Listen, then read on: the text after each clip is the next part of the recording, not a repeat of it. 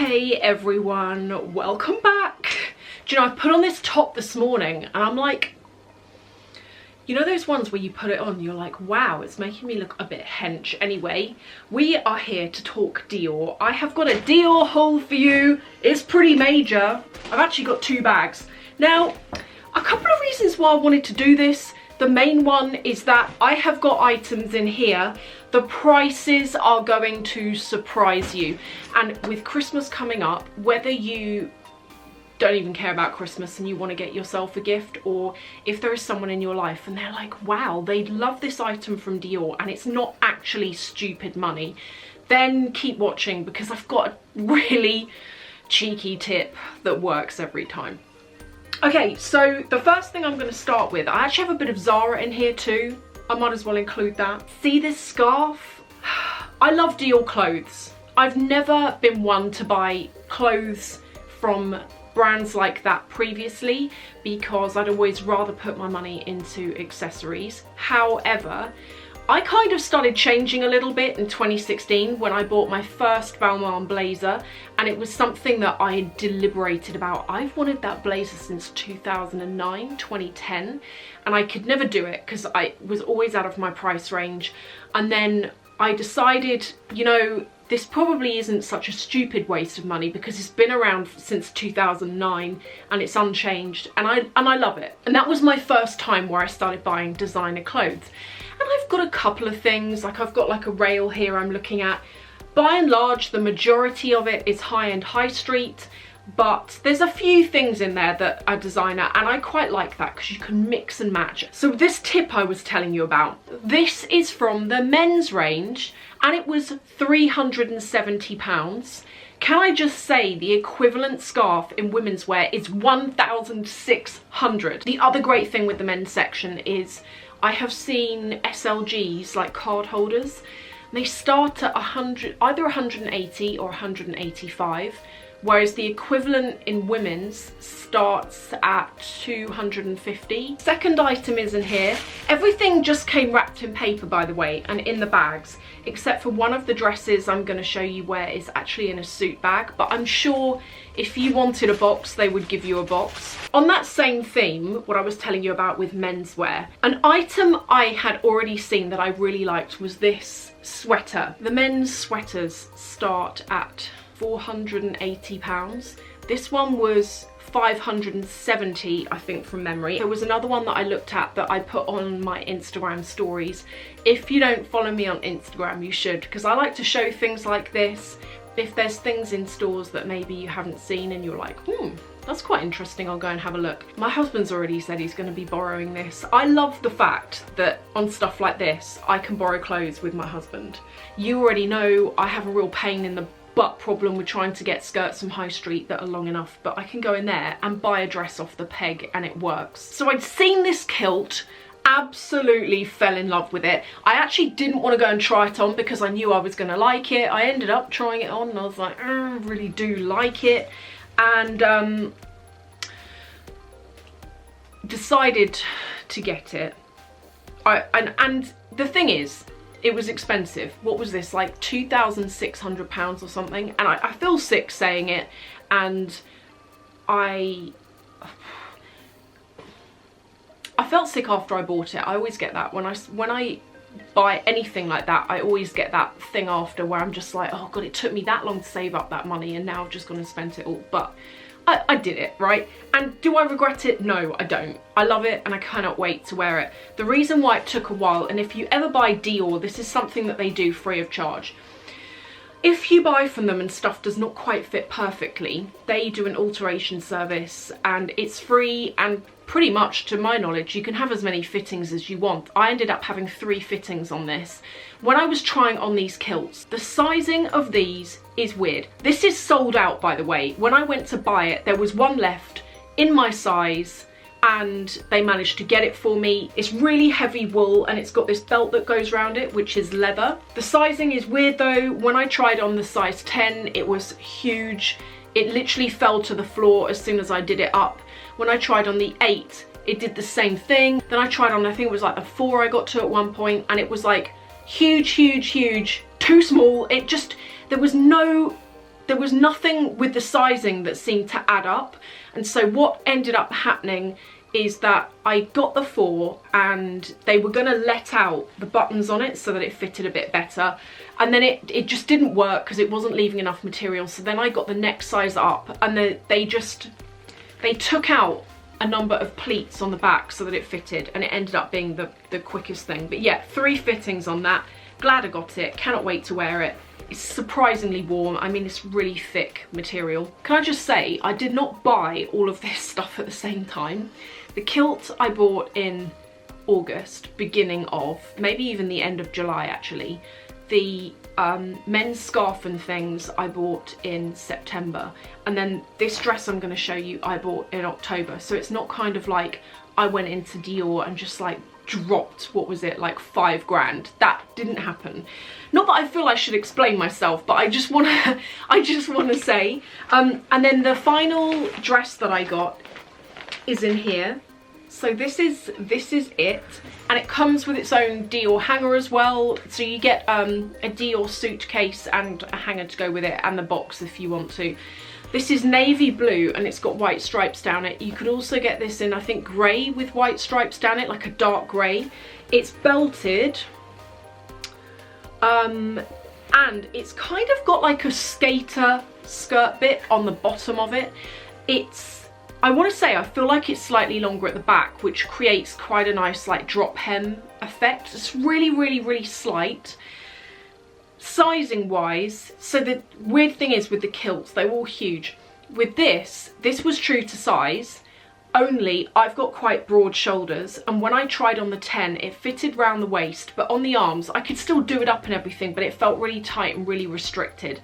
So what I ended up doing is I got a size 12, and then they took in the waist, and then they also took in like a little bit here, they put a dart in there so that all of the excess fabric where it was slightly too big, it kind of like pulled in slightly. That took 3 fittings as well, and I think they did 2 lots of alterations. I cannot wait to wear any of this stuff.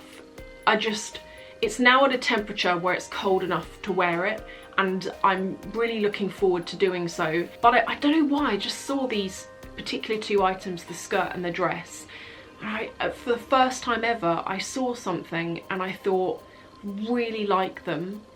Fortunately at the time I can afford them. I feel like I'm justifying myself again. Anyway, the point of this video was really for any of you who have always been curious about buying high-end clothing, what the experience is like. The experience in there was great. Again, I vlogged this. There's like an area in Harrods in the Dior boutique on level 1, and they like close all the doors, and you have your own private area, and you get tea and coffee and champagne, and they bring out chocolates, and it's just a really nice experience, and you're not rushed at all. And it's what I love as well about the sales associates, particularly in Harrods and Dior, is they're all so friendly and so chatty, and they feel like you're friends, and you're not kind of getting rushed and forced into a sale. The amount of times I've been in there and I've tried on a whole bunch of things and I actually haven't ended up buying anything. There's no pressure. And then last of all, let's talk about Zara. I don't buy a massive amount from Zara. I used to, but I've really cut it down because I was actually talking about this in a video the other day, and I had loads of you talking to me about it in the comments, talking about fast fashion and the damage that has on the environment. I always kind of like knew there was something going on there, but I was ignorant in that I'd never really investigated it.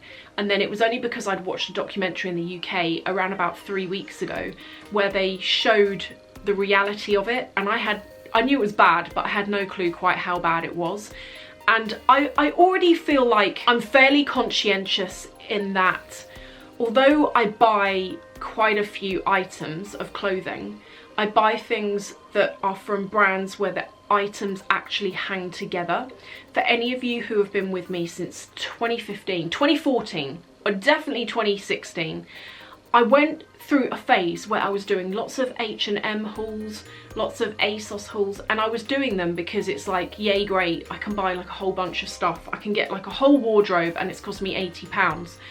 But I was getting these things, wearing them a couple of times, and they were just rubbish. And that's why I was doing so many blooming hauls, is because I was having to buy to replace.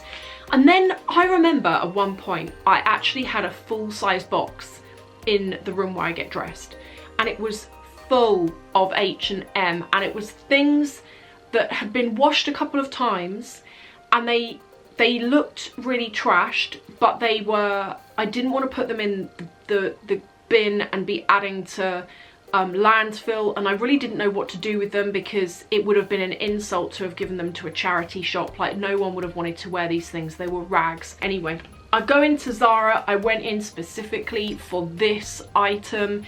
This is part of their new collection. I actually really like the new collection they've got out at the moment, the autumn winter collection. It's really kind of like, I quite like that style of dark colours with golds and quite heavy jewellery, and I just like that style. And I'd seen this belt. It's faux velvet. Is there such a thing as faux velvet, or is it just velvet? I don't know. It's definitely faux leather though. And I really liked the buckle on the front of it because I would like to remove the belt that comes with this dress and wear that on it. Possibly, just as like an option. Couldn't get this online, most of the collection had sold out. I went into the Zara across from Harrods and they had one left and it was in my size, so I got it. How much was this? $17.99. And then the other thing that I got, I actually was going to get two of these, and then I got to the counter and I saw how much they were and I thought actually I'll just get one. It's this jumper. They have got really good cashmere jumpers in there at the moment. I wanted something, when I wear jumper tops, I don't like things that are really skin tight, but equally I find on me, if I wear something really baggy, it makes me look bulky. So I like knitwear that is, how to describe, you know, where it's fitted and that you can see your silhouette, but it's not skin tight, but it is just well fitting. That's the jumpers that I like to wear. I find the best places for that kind of thing is Claudie Pierlot, Marge, those kind of places. I normally shop from Karen Millen, only all of the jumpers there are very short on me in the body and really skin tight, so I don't like buying their jumpers, but other brands are good. Quite like this in Zara. This is cashmere and it was $99.99. I don't know, I'm gonna hand wash it and hope that it lasts, you know, for a while. Do you know, I was gonna talk to you about my necklace because some of you might think it's rubbish, I don't really care. I have started, can you see it better there? I've started jewellery making just as a hobby on the side. I went to I went to a bead convention a couple of weeks ago and it was the best day out I've had in a long time. It was kind of geeky, I will say. I got there, I went on my own and I signed up for a couple of workshops before, like prior to going there, and you had to like pay for the workshops or whatever. And each workshop was a different form of jewellery making. So there was like a gold and silver workshop and making pearl jewellery, because that's got to be threaded on silk and you've got to put like a knot in between each pearl, and they taught you how to do each thing. Anyway, this just caught my eye because I have got a particular taste when it comes to jewellery, and I've never seen anything out that I'm like, yeah, that's kind of my taste. I know what is in my head, but I don't know it. I quite like heavy looking things, but that have got quite a lot of detail when you get close up. Anyway, I learned how to make this, and when I made it, I was like, wow, I already love it and I can actually wear this straight away. And because the stone in it is purpley, I've put just like a purple, this is a piece of leather around it. I want to work more on this though, so it's more like a choker. You could even wear it to the side actually. But yeah, I'm just making loads of stuff just for fun, and I've been really enjoying it. I've got to say, for any of you who are, you've got like a really busy life and you are like, I need a hobby beyond watching TV at the end of the day, try and do something creative. I love it, and I'm so excited now. It makes me finish my work earlier and not work so late into the evening, because I'm so excited about just being able to work on stuff that I'm making at the moment. So yeah, that's it. Anyway, I'm gonna let you be. Thank you so much for watching, and I will see you in the next video.